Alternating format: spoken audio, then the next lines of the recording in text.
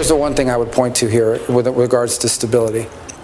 If the Chinese are in fact serious about stabilizing U.S.-China relations and finding avenues of which we can be cooperated and avoid conflict, then they will not do anything rash or irrational when it comes to Taiwan or the Philippines for that matter. Dapat iwasan ng China ang anumang hindi makatwirang pagkilo sa Taiwan at Pilipinas. Ito ang binigyang diin ng papasok na administrasyon ni Donald Trump sa Beijing sa pamamagitan ni US Secretary of State nominee na si Marco Rubio. Ayon kay Senator Rubio, kung talagang seryoso ang China sa pagpapatatag ng relasyon sa Estados Unidos at paghahanap ng mga paraan ng pakikiisa, hindi sila dapat gumawa ng anumang hakbang ng padalos-dalos. The actions they are taking now are deeply destabilizing. They are forcing us to take counteractions because we have commitments to the Philippines. Binatikos naman ng Beijing ang anilay hindi makatwirang pag-atake sa kanila ng Estados Unidos. Ayon kay China Foreign Ministry spokesman Guo Jiakun, dapat magtatag ng tamang pagkakaunawa sa China ang panig ng Estados Unidos at itigil maging ang sapilitang pag-atake at mga kampanyang pagsira laban sa kanila. Nagharap naman ang ilang kinatawan ng Pilipinas at China sa isang bilateral consultation mechanism kaugnay ng South China Sea kung saan inilarawan ng Department of Foreign Affairs ang talakayan bilang frank and constructive discussion o prangka at nakabubuting diskusyon. Sa naturang pulong, ipinaabot ng Pilipinas at China ang lubhang pag-aalala sa mga insidente sa South China Sea kamakailan lang.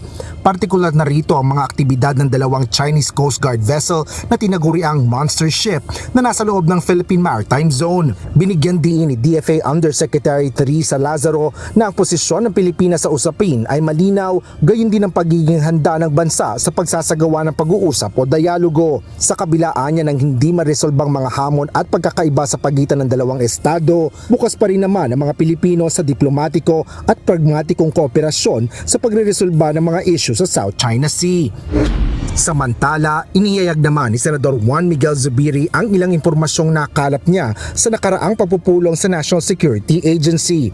Kaugnay ito ng plano ng China sa rehiyon. Ang sabi po nila sa atin is China now is actively mapping out our underwater terrain, not only in the West Philippine Sea, in the Malacca Straits, also they're trying to go into the territories of Malaysia, in the territories of Indonesia, as well as the Philippines. Paliwanag pa ni Zubiri, isinasagawa ang mapping dahil archipelago ang Pilipinas kung saan maraming isla at malalalim na lugar sa underwater. Kasi pag magkagera, gusto po nilang, archipelago po tayo, napakarami po nating isla.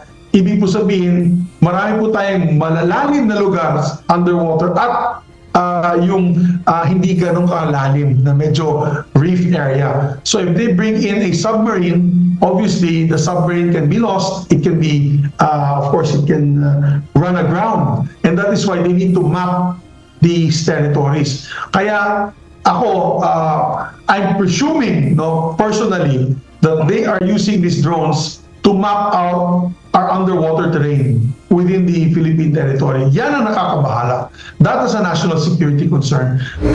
Naniniwala rin ang mambabatas na sinusubukan ng China ang limitasyon ng Pilipinas sa pagpapadala ng kanilang mga monster ships sa Ayungin Shoal. Kaya dapat anyang manatili ang pagpipigil sa panig ng Pilipinas. Ngunit dapat anyang laging paalalahanan ng Philippine Coast Guard na laging bantayan ng mga dambuhalang barkong ito ng China at tiyakin ang kaligtasan ng mga mangingisda na lalayag sa naturang bahagi ng West Philippine Sea. Asher Cadapan Jr., UNTV News and Rescue.